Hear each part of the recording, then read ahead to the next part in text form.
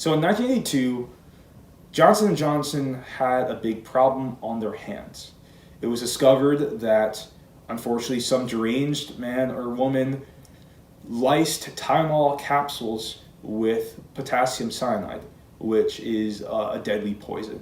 In fact, 7 people lost their lives after taking what they thought was just a routine Tylenol pill, which happened to have cyanide on it. Well, Mr. Burke, who was the CEO of Johnson & Johnson at that time, had a decision on his hands. What was he going to do?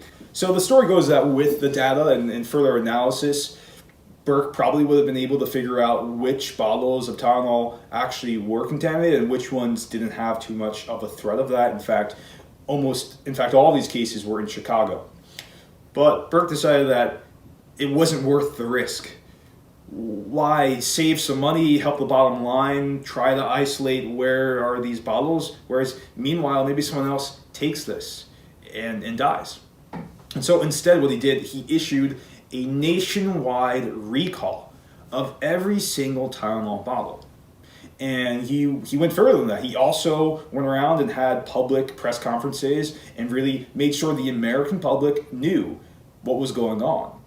And he exhorted everyone not to take Tylenol, to return the bottles, and they were all granted a new bottle in return. He also then did cutting-edge research to figure out how can we make bottles of Tylenol to make sure we know if they've been tampered with or not, and that's how we get your typical bottle of Tylenol or another medicine that's kind of like child locked. And now this costs literally hundreds of millions of dollars. If you adjust for inflation, in today's standards, it costs them about $250 million.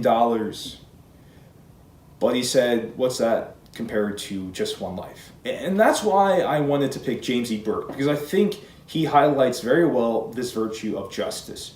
Justice is giving every man what is his due. And James E. Burke realized that every single one of his customers, everyone who bought a bottle of Tylenol, had as his due the assurance that they were not going to die because of potassium cyanide poisoning.